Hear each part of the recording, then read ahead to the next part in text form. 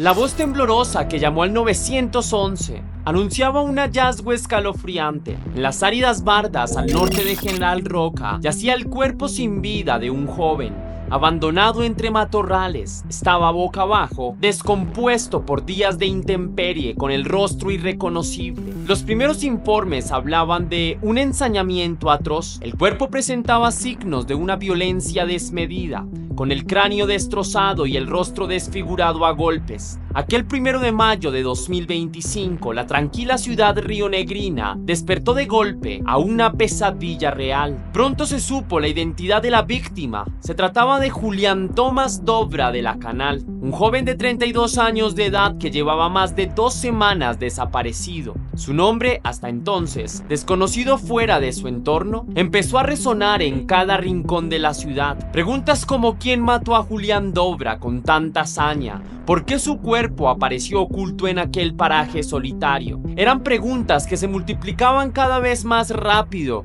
y no habían respuestas en ninguna parte. Y el misterio apenas comenzaba a develarse. Con el correr de los días, la investigación revelaría detalles tan inquietantes como inesperados. Un auto rojo incendiado en las afueras de la ciudad, 5 sospechosos detenidos, entre ellos 2 adolescentes y una red de silencios cómplices que apuntaba a que este crimen podría ser nada más la punta del iceberg. Rumores de un posible ajuste de cuentas comenzaron a circular, pero otras teorías insinuaban algo aún más oscuro. Tal vez Julián había visto u oído algo que no debía. Mientras los vecinos de General Roca marchaban clamando justicia bajo el frío otoñal, las autoridades se adentraban en un laberinto investigativo, desconcertadas ante un caso que resultaba más complejo de lo previsto. Lo que sigue es la crónica detallada de un asesinato que estremeció a toda una comunidad,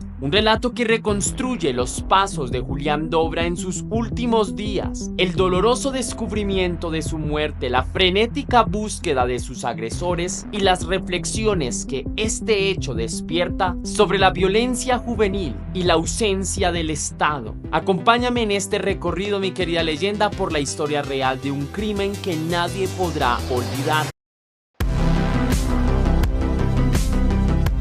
Pero antes de iniciar, yo quiero saludar a Mar, que me escribió: hola Tess, me encanta cómo relatas cada caso, disfruto mucho de escucharte, tu manera de contar las cosas es atrapante, gracias por tu contenido, te mando un abrazo desde Argentina. Muchas gracias por tu apoyo, Mar, te deseo lo mejor del mundo, te envío un fuerte abrazo hasta Argentina, espero que las cosas vayan de maravilla y muchísimas gracias por ser parte de la comunidad. También quiero agradecer a Nicolás, que me escribió: Tess, nos encantan tus videos, te vemos desde Chile, eres el mejor, en serio, espero Dios siempre te cuide y te proteja. Mi pareja te ama, se llama Carmen, sería genial que le mandes un saludo. Nicolás, muchísimas gracias a ti por escribirme, por ser parte de la comunidad, también a tu pareja Carmen. A ambos les envío un fuerte abrazo, espero que las cosas entre ustedes estén muy bien y que lluevan bendiciones para ustedes y sus familias. Nuevamente gracias por ser parte de la comunidad y por apoyar mi trabajo. Fuerte abrazo cósmico. Julián Tomás Dobra de la Canal había nacido y crecido en General Roca, una ciudad pujante del Alto Valle rionegrino, hijo único de Tomás y María, 2 empleados administrativos de la Universidad Nacional de Comahue. Julián fue criado en un entorno de valores y estudio. Sus padres, muy queridos en la comunidad académica local, jamás imaginaron que el destino de su hijo estaría marcado por la violencia. Julián era, según quienes lo conocieron, un hombre tranquilo y solidario, amante de los encuentros con amigos y cercano a su familia. No tenía antecedentes de problemas serios. Por eso sorprendió tanto su desaparición repentina a mediados de abril de 2025. Sin embargo, en la vida de Julián habían sombras recientes que pocos conocían. Tiempo atrás había finalizado una relación amorosa que dejó heridas abiertas. Aquella expareja, con quien mantuvo un vínculo conflictivo según relataría luego su padre, pareció traerle problemas incluso después de separarse. En el barrio se sabía de roces y discusiones. Julián le confesó a su padre que un tal Julio César Salgado, un vecino conocido de la zona, lo había robado alguna vez. supuestamente instigado por esa exnovia rencorosa. Incluso un incidente extraño inquietó a la familia. Alguien disparó con un rifle de aire comprimido contra la casa de Julián, un acto intimidatorio cuyo autor nunca quedó claro. Aunque Julián intentaba seguir con su rutina, esas señales de amenaza pendían sobre él como nubarrones en el horizonte. General Roca, por su parte, es una ciudad de contrastes. Durante el día bulle de actividad en sus calles arboladas, con estudiantes y trabajadores yendo y viniendo, pero en la noche, algunas de sus periferias sienten el pulso real de la inseguridad. Barrios humildes, incluso asentamientos precarios conocidos localmente, rodean partes de la ciudad. En esos márgenes, la falta de oportunidades y la presencia del delito conforman un caldo de cultivo peligrosísimo para los jóvenes. Julián había crecido al margen de esos círculos violentos, pero sin saberlo, su destino terminaría entrelazado con el de personas surgidas de ese lado oscuro de Roca, porque mientras él llevaba una vida sencilla, en las sombras comenzaba a tejerse la trama que desembocaría en su muerte. El miércoles 16 de abril de 2025 parecía un día cualquiera para Julián. Esa tarde, alrededor de las 16 p.m., salió de su casa conduciendo su automóvil Suzuki Fun rojo. Posiblemente se dirigía a hacer algún recado, a reunirse con alguien. Lo cierto es que jamás regresó. La noche cayó y Julián no volvió a casa ni contestó el teléfono. Sus padres, inquietos, comenzaron a llamarlo insistentemente. La ausencia de respuestas encendió una alarma en sus corazones. Algo andaba mal. Las primeras horas fueron de incertidumbre. Quizá tuvo un percance con el auto, se decían, intentando calmar la angustia. Pero a medida que avanzaba la noche sin noticias, el presentimiento de desgracia se hizo cada vez más fuerte. Al amanecer del día siguiente, la familia Dobra de la Canal denunció la desaparición de Julián en la comisaría 21 de General Roca, aportando sus datos y describiendo el vehículo rojo en el que se había ido. Comenzó entonces una búsqueda, inicialmente discreta,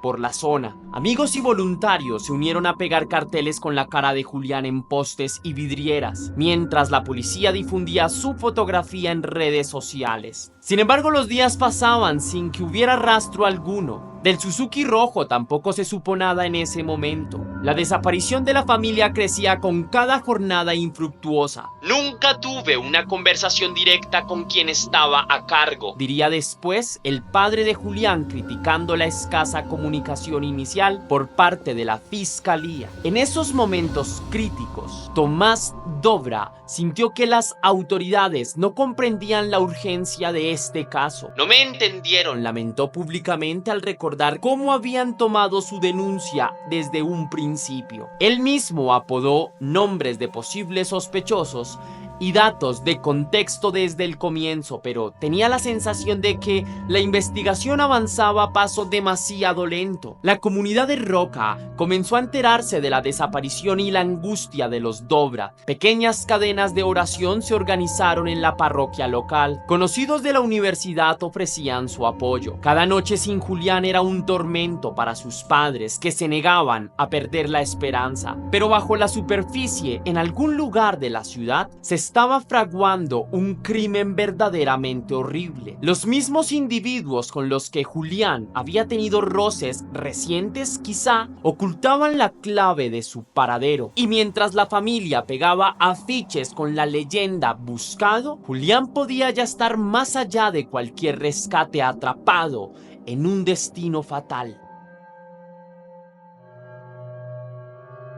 La tarde del 1 de mayo de 2025, dos hombres recorrían a caballo un sector descampado conocido como la Defensa Catini, en la periferia norte de Roca. El viento frío silbaba entre los matorrales de la Barda, esas mesetas áridas tan comunes en la Patagonia, cuando algo extraño atrajo su atención de repente. Era un olor nauseabundo, dulzón y penetrante. Al aproximarse a un remanso de arbustos, los jinetes divisaron lo impensable: un cuerpo humano tendido boca abajo, ya en avanzado estado de descomposición. Horrorizados, dieron inmediato aviso a la policía sobre este hallazgo. Minutos después, el lugar se llenó de uniformados y cintas de precinto. Los efectivos confirmaron que se trataba de un hombre joven, con ropa deportiva manchada y el cuerpo maltratado. La escena era sobrecogedora. Los forenses señalaron que el rostro estaba completamente irreconocible, consumido por la intemperie y tal vez por el paso de carroñeros. A simple vista resultaba imposible identificarlo, pero en uno de sus bolsillos hallaron una pista: un teléfono celular. Esa noche las autoridades enviaron el cuerpo a la morgue para realizar la autopsia e intentar confirmar su identidad mediante huellas dactilares o registros dentales. La noticia corrió como reguero de pólvora.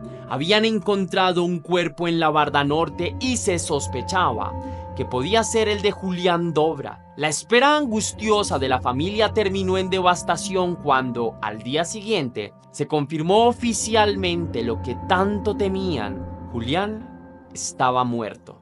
Los padres recibieron la noticia con un inmenso dolor. Las imágenes de aquel paraje desolado donde lo arrojaron se clavaron en la mente de todos. ¿Qué le habían hecho? Pronto se supo que la respuesta era escalofriante. Lo habían asesinado de 2 disparos en la cabeza, según reveló la autopsia. Julián muy probablemente había sido ejecutado a sangre fría. Ese dato forense aclaró la causa de muerte, pero no explicaba las otras señales de brutalidad. Las múltiples fracturas en brazos y piernas sugerían que Julián fue golpeado salvajemente antes o después de morir. ¿Había sido torturado o arrojado desde algún sitio? Las hipótesis todas eran terribles en este punto de la investigación. También se analizó si los asesinos intentaron desfigurar el rostro a golpes para dificultar su identificación. Cada nueva revelación estremecía más a la ciudad. No solo habían matado a un hombre joven, sino que parecía que se habían ensañado con él de manera completamente inhumana. Mientras la policía recogía pruebas en la escena, como tierra, restos orgánicos o cualquier otro indicio, la zona fue acordonada hasta entrada la noche. Bajo las estrellas frías de mayo, ese pedazo de terreno pedregoso se convirtió entonces en el silencioso testigo de los últimos momentos con vida de Julián. Las sirenas y linternas de la policía iluminaba por completo este lugar que terminó siendo una zona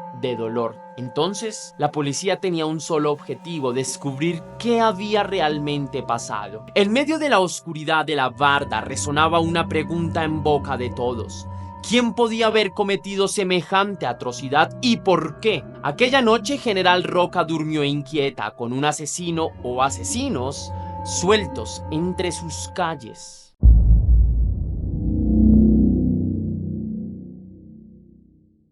Con el hallazgo del cuerpo de Julián, la causa cambió de carátula. De averiguación de paradero pasó a ser investigada como homicidio agravado. La fiscalía local, ahora consciente de la gravedad, comenzó a moverse con más determinación. Desde el inicio, los investigadores tenían pocas pistas claras, pero varias líneas de trabajo surgían a la vez. El caso se manejó con hermetismo absoluto durante los primeros días para evitar filtraciones que alertaran a los culpables del caso. Aún así, la presión social empezaba también a sentirse. Familiares y amigos de Julián exigían respuestas urgentes y la prensa regional cubría cada novedad con un titular destacado. La primera gran incógnita era dónde lo mataron. La evidencia en la barda sugería que el cuerpo quizás había sido arrastrado hasta ese lugar, pues se veían marcas en el suelo que indicaban arrastre. Esto implicaba que el asesinato pudo ocurrir en otro sitio cerrado o apartado, y luego los autores descartaron el cuerpo allí como quien intenta ocultar una prueba macabra. Se inspeccionaron posibles escenas secundarias: algún galpón abandonado, una casa o incluso el domicilio de la propia víctima. Lamentablemente, en la vivienda de Julián no había sido preservada a tiempo cuando se denunció su desaparición. No la habían tratado como escena potencial de crimen, lo cual pudo hacer perder valiosos indicios. Este error inicial enfureció a la familia, que veía en ello una muestra de desidia oficial. Paralelamente surgió otra pista fundamental. El auto de Julián seguía sin aparecer. Su Suzuki Fun rojo era una pieza clave del rompecabezas. Entonces, si alguien lo había llevado tras el crimen, encontrarlo podría revelar huellas, ADN o pertenencias incriminatorias. La búsqueda del vehículo entonces se intensificó en parajes, caminos rurales y desarmaderos ilegales. No tardaría en dar frutos, pues un par de días después, gracias a una llamada anónima al 911, la policía halló el coche en una zona de canteras cerca de la Ruta 6 frente al Parque Industrial 2 de Roca, pero la escena fue desalentadora. El auto estaba totalmente calcinado, convertido en un armazón negro y humeante. Le habían quitado la patente y prendido fuego intencionalmente. Los peritos, sin embargo, lograron cotejar el número de motor y chasis para confirmar que efectivamente ese era el vehículo de Julián. El hallazgo del coche incendiado tuvo un efecto doble. Por un lado, reforzó la hipótesis de que los asesinos habían querido borrar evidencias a toda costa, ocultando temporalmente el auto y luego destruyéndolo cuando el caso tomó estado público. Por otro lado, comenzó a delinear un círculo de sospechosos, quienes tendrían acceso a un lugar apartado para esconder el auto y tiempo para quemarlo días más tarde. Aquello no era obra de una sola persona improvisada. Parecía el rastro entonces de un grupo organizado que sabía lo que hacía. La fiscal jefa Belén Calarco y su colega Marcelo Ramos se abocaron a armar ese rompecabezas con urgencia. Relevaron las llamadas entrantes y salientes del celular de Julián y de su familia en los días críticos. Visitaron sus últimas ubicaciones conocidas y entrevistaron a vecinos y amigos en búsqueda de cualquier rastro o testimonio clave. Fue precisamente de vecinos y conocidos de Julián que empezaron a surgir datos inquietantes.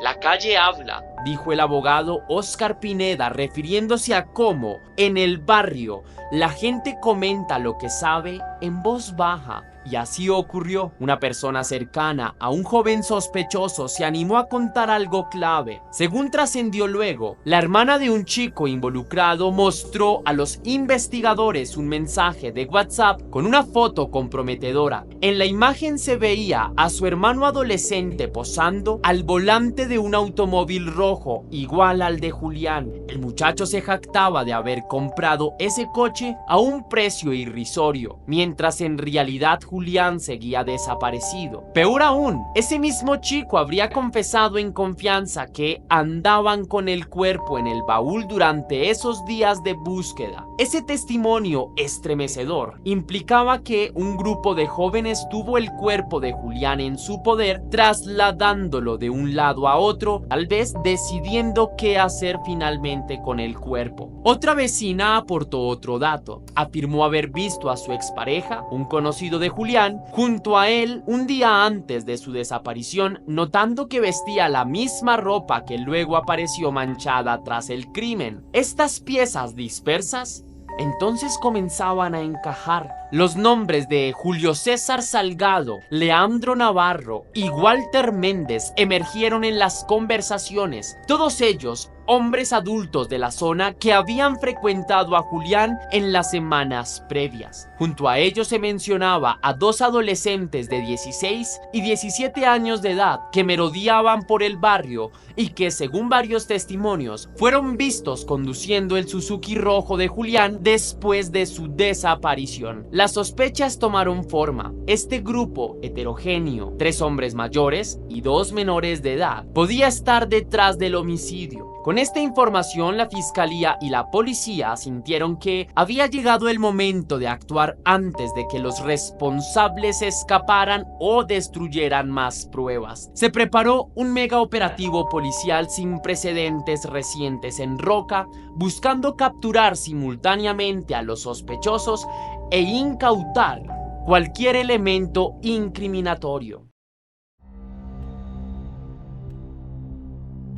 En las primeras horas del jueves 8 de mayo de 2025, cuando la oscuridad aún cubría la ciudad, más de 100 efectivos policiales se dispersaron sigilosamente por distintos barrios de General Roca. A las 6 de la mañana, la quietud se rompió con golpes en varias puertas a la vez. Había comenzado el operativo para detener a los presuntos involucrados en el crimen de Julián Dobra. Bajo las órdenes de un juez de garantías, se efectuaron 22 allanamientos simultáneos en zonas como Fisque Menuco, 36 viviendas, Barrio Nuevo, Quinta 25, Malvinas, el Radio Céntrico y algunas tomas de la ciudad. El despliegue incluyó al COER, es decir, al grupo de élite, la división Canes con perros adiestrados, brigadas de investigación y patrullas de apoyo. La escena en esos vecindarios era de película: sirenas apagadas, chalecos antibalas, gritos de "soy la policía", irrumpiendo en la aurora fría. El resultado fue contundente. En pocas horas, la redada logró detener a 5 adultos sospechados. Salgado, Navarro y Méndez fueron esposados y puestos bajo custodia, mientras que los 2 menores de 17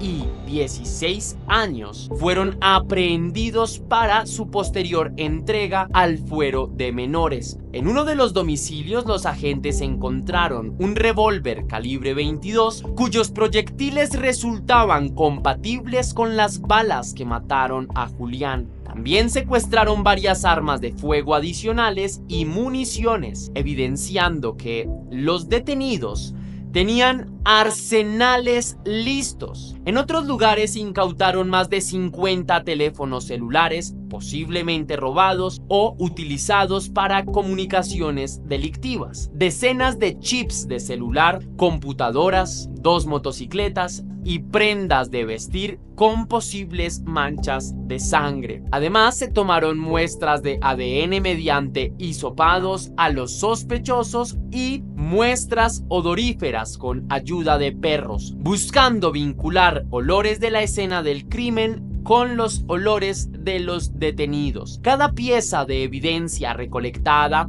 sería crucial para reconstruir qué ocurrió exactamente el día de los hechos. Entre los objetos incautados también había calzado deportivo, varias zapatillas cuyo patrón de suela sería comparado con huellas halladas cerca del cuerpo de Julián. Al mismo tiempo se revisaron minuciosamente las motos confiscadas, ya que se sospechaba que pudieron haber sido utilizadas para movilizar a los implicados o vigilar la zona durante el traslado del cuerpo. Uno de los detenidos, según reveló luego la fiscalía, tenía en su teléfono el registro de 7 llamadas consecutivas al celular de Julián en los días previos al crimen y ni una sola comunicación después del día de la desaparición. Ese dato sugiere que Julián se habría encontrado con él o con ellos tras esa insistente serie de llamadas, quizás citado con algún pretexto. Después de consumado el hecho, el abrupto silencio telefónico revelaba la intención de los culpables de cortar todo rastro. El megaoperativo no solo aportó pruebas materiales, también envió un mensaje claro a la sociedad roquense. El Estado reaccionaba con fuerza ante un crimen que la gente temía quedara impune. Golpe al crimen organizado tituló orgullosamente un comunicado oficial tras las capturas, insinuando que detrás del asesinato de Julián podría haber algo más amplio, una red delictiva mayor operando en la ciudad. De hecho, durante los allanamientos se halló también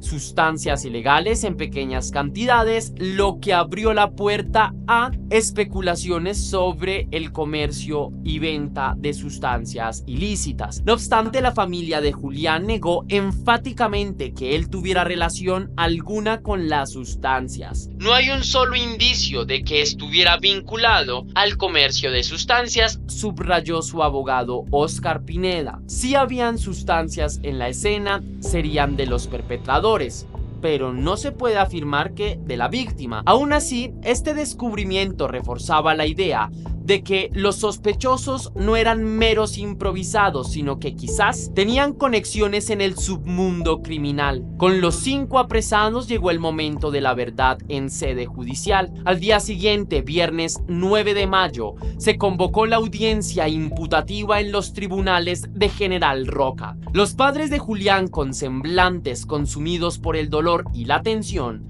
estuvieron presentes junto a sus abogados, dispuestos a escuchar por primera vez la narración oficial de lo ocurrido. Afuera, una multitud de vecinos, amigos y universitarios se congregó con pancartas que rezaban "Justicia para Julián", copando la explanada del edificio. Velas encendidas y aplausos esporádicos mostraban la mezcla de congoja y esperanza de la gente. En la audiencia, los fiscales Calarco y Ramos presentaron ante el juez la evidencia recabada y formularon cargos contra los 5 detenidos. Detallaron las conexiones entre la víctima y cada uno de los acusados. Salgado, Navarro y Méndez habían tenido trato con Julián en días previos, uno por vecindad y viejos conflictos personales, otros quizá por negocios o encuentros recientes. Los 2 adolescentes, según testigos, circulaban en el auto de Julián tras su desaparición, llegando uno de ellos a fanfarronear que lo había comprado muy barato. Para los investigadores no cabía duda de que todos ellos participaron de alguna manera, ya sea ejecutando el homicidio o encubriéndolo después. La figura legal que se perfilaba era la de coautoría o partícipes necesarios en un homicidio calificado, dado el concurso de varias personas y el posible uso de armas de fuego. Cuando se reveló en voz alta el resultado de la autopsia, los 2 disparos en la cabeza que apagaron la vida de Julián, un sollozo ahogado se escuchó en la sala. La madre de la víctima se cubrió el rostro, reconfortada por su esposo. Era el trago amargo de conocer los últimos instantes de su hijo. Los imputados, por su parte, escucharon en silencio, con semblante serio. Uno de los abogados defensores intentó minimizar la participación de su cliente menor de edad, argumentando su juventud y supuesta falta de entendimiento. Pero la fiscalía fue contundente. Había indicios sólidos contra todos y cada uno de ellos. Al finalizar la audiencia, el juez dictó la prisión preventiva para los 3 adultos y dispuso el alojamiento de los menores en un instituto penal juvenil bajo estricta supervisión. Se estableció un plazo de 120 días para la investigación preparatoria, en los que deberían realizarse peritajes balísticos definitivos, análisis de ADN de la ropa y los elementos secuestrados, peritaje de teléfonos y cámaras de seguridad, entre muchas otras diligencias. La causa recién iniciaba formalmente su camino judicial y quedaba un largo proceso por delante. Fuera del recinto, los padres de Julián salieron con la mirada firme. Entre aplausos tímidos de apoyo de la gente, Tomás Dobra tomó un altavoz y agradeció a la comunidad por acompañarlos en este momento. Esto será una lucha larga, dijo con voz entrecortada, pero no vamos a descansar hasta que haya justicia. Esa tarde, General Roca fue testigo de un momento agridulce. Alivio por ver avances y detenidos, mezclado con la profunda tristeza de la ausencia de Julián en una situación tan macabra.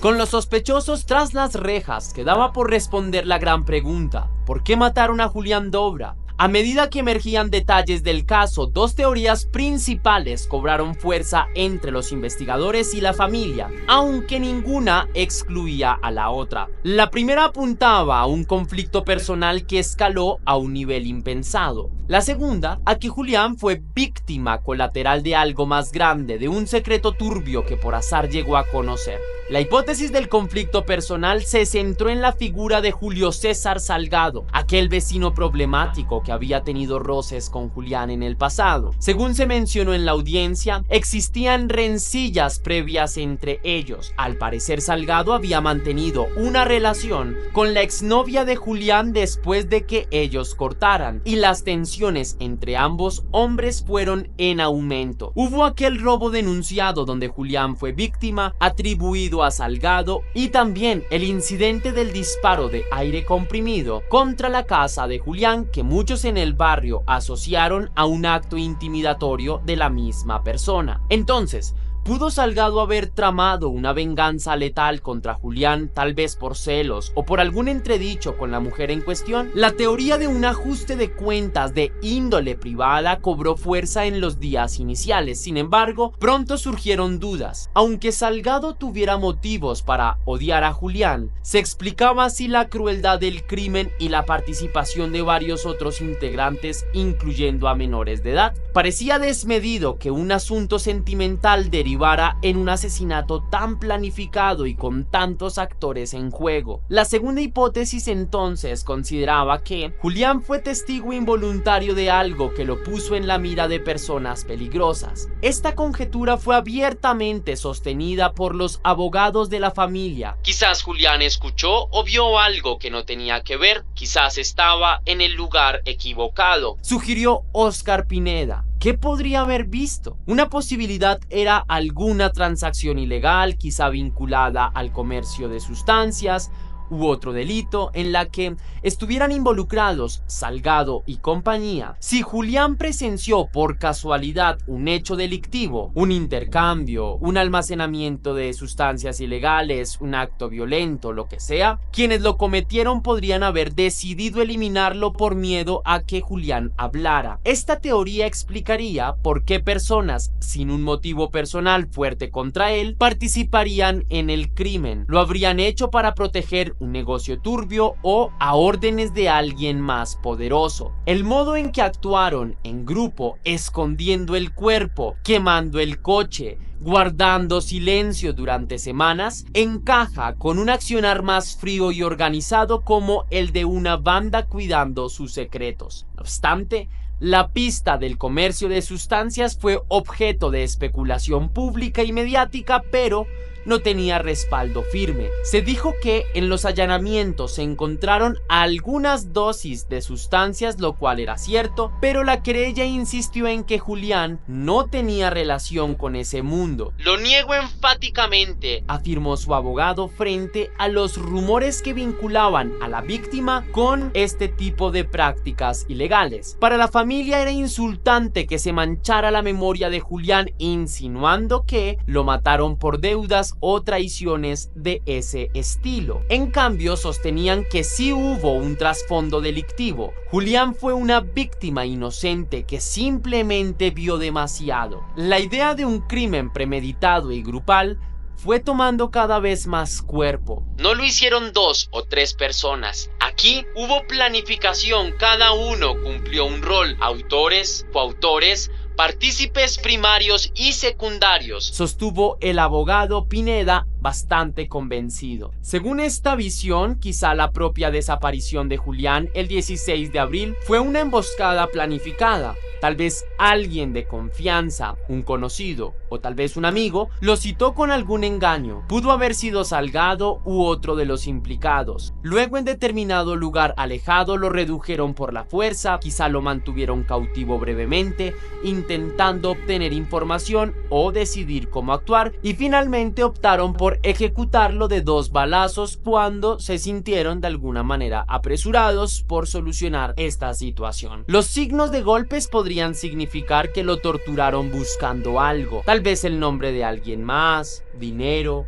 información sobre la exnovia o simplemente como expresión de sadismo y para generar autoridad. Todo esto, claro está, son conjeturas que los fiscales deberán corroborar o descartar con pruebas concretas. Un elemento intrigante es que podría haber una mujer involucrada en la trama, según dejó entrever la querella. No se dio un nombre específico, pero muchos piensan inmediatamente en la exnovia de Julián, cuya conflictiva relación fue el origen de sus roces con Salgado. Entonces, ¿pudo ella haber jugado algún papel consciente o inconsciente en atraer a Julián hacia sus verdugos? ¿O se trata de alguna otra mujer vinculada a la banda? Hasta el momento eso permanece en el terreno de las especulaciones. La fiscalía no lo ha confirmado. Lo cierto es que las preguntas sin respuestas todavía son numerosas. ¿Quién apretó el gatillo que ultimó a Julián? ¿Fueron 2 balazos ejecutados por la misma persona o por distintas personas? ¿Estaban todos los detenidos presentes en el momento del asesinato o algunos solo colaboraron antes o después? Exactamente, ¿qué motivó a que 5 personas se confabularan contra Julián?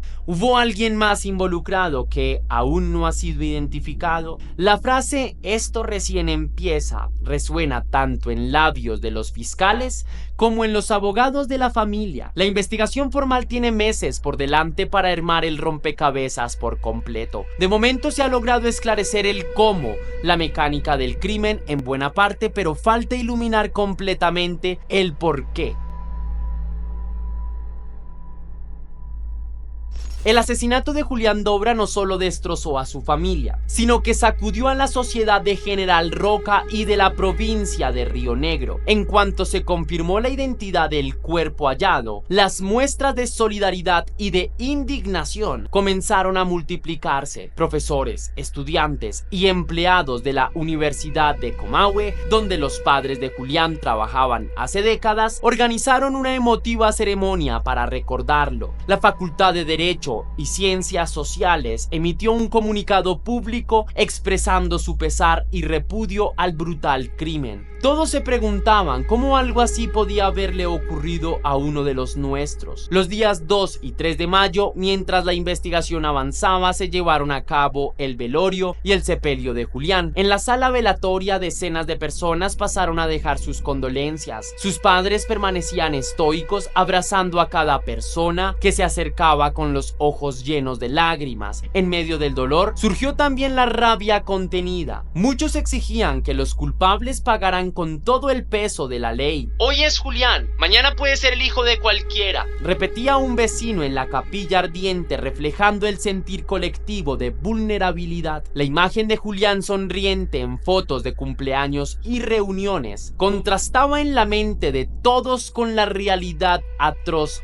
de su final. Sus amigos recordaron anécdotas de adolescencia, su gusto por el rock y su habilidad para hacer asados en reuniones. Afuera en la calle, un grupo de jóvenes desplegó una bandera con la frase "Justicia por Julián", mientras sostenían una vigilia con velas encendidas al caer la noche. El silencio se rompía solo con sollozos y oraciones. General Roca lloraba la pérdida de un hijo querido, pero también lloraba por sí misma, por la inocencia arrebatada de su comunidad. Cuando llegaron las noticias de las detenciones, apenas una semana después, muchos sintieron alivio pero no paz. Una multitud espontánea se congregó el 9 de mayo frente al edificio judicial durante la audiencia a los sospechosos. Alrededor de 500 personas, entre vecinos, compañeros de escuela de Julián, familiares y ciudadanos indignados, marcharon por las calles céntricas portando carteles "Ni uno más", "Seguridad para Roca", "Que caiga todo el peso de la ley", se podía leer en algunos de ellos. La convocatoria fue cubierta por medios locales. El video de la movilización mostraba rostros compungidos y puños alzados pidiendo justicia. Hubo aplausos cuando se supo que todos los sospechosos habían sido formalmente imputados, pero también había temor. ¿Y si había más involucrados libres, podría ocurrir algo así de nuevo? El fantasma de la inseguridad entonces era palpable. Las autoridades provinciales tomaron nota del caso. La gobernadora de Río Negro envió condolencias a la familia también y de alguna manera se unieron a el homenaje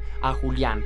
El caso de Julián entonces se convirtió en un llamado de atención para las fuerzas de seguridad regionales. No se podía permitir que el crimen organizado o bandas locales cobraran semejante poder de violencia. Desde el Ministerio Público Fiscal se filtró que este caso estaba revelando conexiones con otros delitos en Roca, como robos, venta de sustancias y quizás otros hechos violentos, y que la investigación de Julián podría ayudar a desbaratar a una banda mayor. De allí la idea de que este caso es la punta punta del iceberg. Esa noción de que tras el homicidio latía un mal más profundo inquietaba a la ciudadanía, pero al mismo tiempo impulsaba a muchos a colaborar con información. Varios testigos, antes reticentes por miedo, se animaron a declarar bajo reserva de identidad tras ver que la causa avanzaba. Para los padres de Julián, el apoyo de la gente fue un bálsamo dentro de su tragedia personal. Tomás, su padre, se volvió una figura activa en la búsqueda de justicia, dio entrevistas a medios locales donde con la voz quebrada pero firme agradeció la solidaridad y a la vez exigió mayor celeridad y compromiso a las autoridades. Esto no es una desgracia personal, fue un crimen contra toda la comunidad, declaró con convicción. Su mensaje resonó. Si quedaba impune, sentaría un precedente horroroso. La sociedad de Roca parecía unirse en un pacto implícito, no dejar que la muerte de Julián quedara en el olvido ni sin castigo. En las escuelas se abrió el debate sobre la violencia entre los jóvenes. Docentes y padres se preguntaban qué estaba fallando para que adolescentes de 16 años se vieran implicados en un asesinato tan sanguinario. Entonces, psicólogos comunitarios ofrecieron charlas gratuitas sobre contención emocional y prevención de la violencia, utilizando el caso como ejemplo de lo que se debe evitar, desde luego a toda costa. Nadie quería otro Julián, otra familia rota o otros chicos perdidos en el delito. Entonces, finalmente,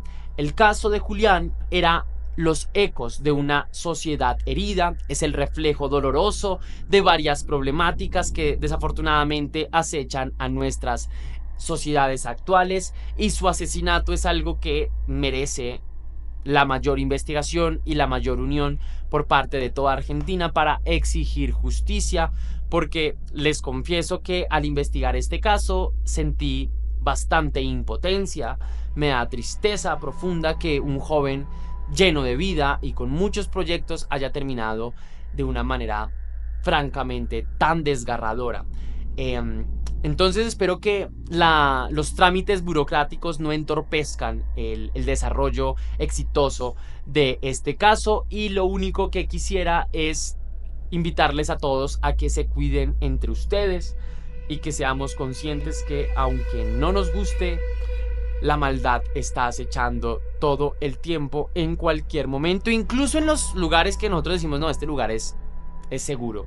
Entonces cuidémonos mucho, valoremos la vida y esperemos que este caso tenga una verdadera justicia. Hasta aquí va el video de hoy, mi querida leyenda. Si te gustó la investigación, déjame saber con tu misterioso like. Si quieres y si puedes hacer una pequeña donación para la producción de Test Misterios, estaré enormemente agradecido. Lo puedes hacer de dos formas distintas. La primera es con el botón de super gracias, que se ubica allá abajo, justo al lado del botón compartir, o también vía PayPal, ya que tienes el link en la descripción de este video. Sabes que si lo haces de cualquiera de estas dos maneras recibirás un agradecimiento personalizado y un saludo de mi parte. Recuerda seguirme en mi Instagram personal Test Misterios si es que es de tu interés saber sobre mi vida personal, y si no, si quieres ver más casos de True Crime, puedes hacerlo en mi Instagram, soy Test Misterios, donde verás más casos de True Crime, o en mi Facebook Test Misterios, o en mi página de TikTok Test Misterios. Allí tendrán contenido de True Crime. Y sin más que añadir por hoy, mi querida leyenda, recuerda que las dudas te acompañan, que somos misterio y que tú y yo nos veremos en un próximo caso.